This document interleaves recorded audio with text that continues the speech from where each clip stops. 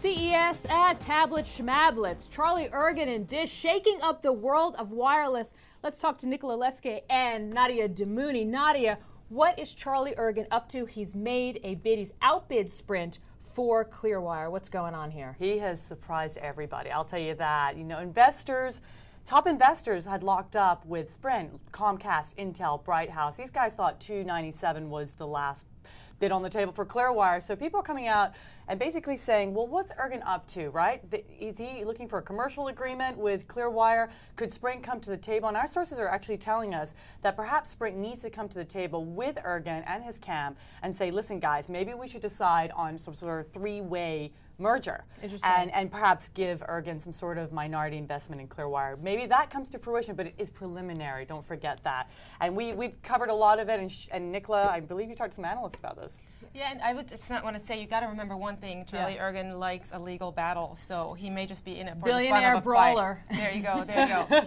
But yeah, analysts have been surprised too and wondering what everybody's up to and what Sprint is going to do. This could mean that Sprint might sweeten its bid. Right. Because yes, as Nadia said, some people are locked in, but some investors in Clearwire are not happy with the original bid. But Sprint right now owns over 50% of Clearwire, has about 18% of other investors locked up. So really, Ergen does have to try to convince the rest of the minority investors. I don't think that's a problem. I think that the other guys like Crest Financial, these guys will be on board. So I do think it probably will go towards some sort of litigation at some point if it doesn't get to a settlement beforehand. All right, but he's been amassing a lot of spectrum over there at Dish. He spent like $3 billion in the past several years. So they're getting into broadband, or he's going to flip it for a higher price? What do you think? People would like to know. He said, you know, we will let you know about our wireless plans in the future at some point, but he hasn't yet. So it'll be interesting to watch. All right, we've got to wrap it very quickly. No word from SoftBank yet. Of course, they're in the middle of that deal. Not yet. Don't forget, there's a vote.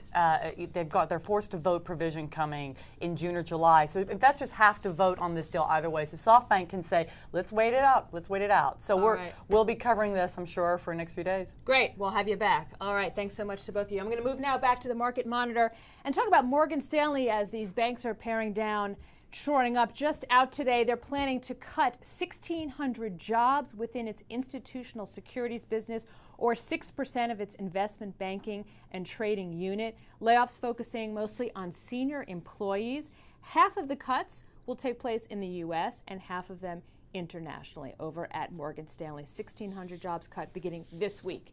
And with that, I'm going to bring in Conway G. Giddens, Reuters reporter. Hello, Conway. And we're going to talk a little GM, looking to shore up some investor confidence post-bailout. GM Chief Executive Dan Akerson saying, aiming to achieve an investment-grade credit rating this year. He wants GM's margins to be among the best by 2015. Electric vehicles, Chevy Volts, forget about it. Big is back for Detroit. Big trucks, right? Sales are coming back. So the thought is sales improve, the balance sheet improves, risk goes down. That means the credit rating should go up. So he's hoping that that would be the case by the end of the year. There's one problem, though. Europe. Europe is a problem for GM, and they have to fix that in order to convince the credit rating agencies to raise that rating. The Opel brand over in Europe, not so well. They've restructured a lot over there to try to get this business, you know, under control. Still a lot of work to do over there, though. All right. In this country, though, they've refurbished a bunch of the Chevys. I mean, 25 new models of the Chevys or refurbished models, so they hope to make some modest gains in the U.S., as you said. Yeah, but it's the trucks. The trucks is what's going to be hot. As the housing market comes back, construction workers need trucks, and they didn't buy trucks during the downturn, right? Those pickup trucks have record age on them. They need the new trucks. You make an excellent point. All right, let's move over to Boeing. What do you think? An image hit here? They've had back-to-back, or now 3 mishaps, I guess, in a row with the Dreamliner 787 planes. Yeah, despite this, the Japanese air carriers are not ready yet to say sayonara to the Dreamliner, right? And here's what one analyst told me. These kind of things happens with planes, with cars, with manufacturing. When they first come on the market, they have to be tinkered with, right? The problem, though, here is how does Boeing deal with this problem? That could be a bigger problem for the image of Boeing. I mean, it's a plane. Planes are kind of scary, right? And so when things go right, people are a little nervous about it. This was on 2 JAL planes. Yeah, now Al Nippon Airways had a brake problem this morning, U.S. time, and so now that's a third problem. a battery. One of them was a battery fire. Yeah, that was, I believe, the first one on Monday was a battery fire. The maker of the battery, that stock is heading lower. That's interesting. All right, the stock had dipped, but today, I guess they've got the image under control because they're up 3%. Boeing well, gaining back some of the $1 billion in market cap they lost the last 2 days. All right, let's move to the hot spot, and as we do, remember those snaps at the bottom of the screen for more headlines of the day. More trouble in the for-profit college sector here.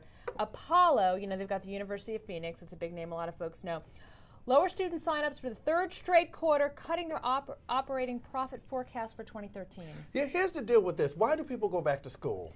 Right? We barely wanted to go to school when we were supposed to go to school, right? Why you go back now? Because you want a better job. And the problem is a lot of the people who have gone to these schools have graduated with a lot of debt and have not been able to find a job. So it's tough enough in this environment. Right, and so word is spreading, and so people are not going to these for-profit colleges. Apollo has tried to counter that by cost-cutting, laying off workers, closing down campuses, but that's not fast enough to deal with the loss of tuition. That's right. Stock's down 10% today. They've also got tough regulations on these schools now, too. All right, we're going to end on an up note that says when all else fails, folks are still drinking wine, right? Over at Constellation Brands. When the going gets tough, the tough get drunk.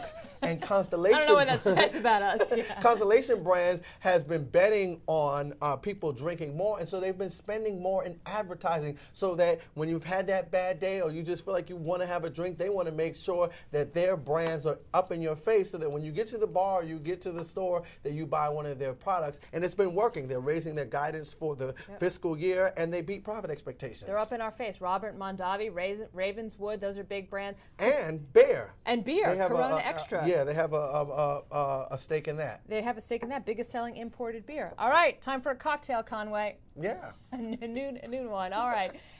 Remember, folks, follow us on Twitter at Reuters Insider. Check out our YouTube channel, Reuters.com/ReutersTV. I'm Lisa Bernhard. This is Reuters.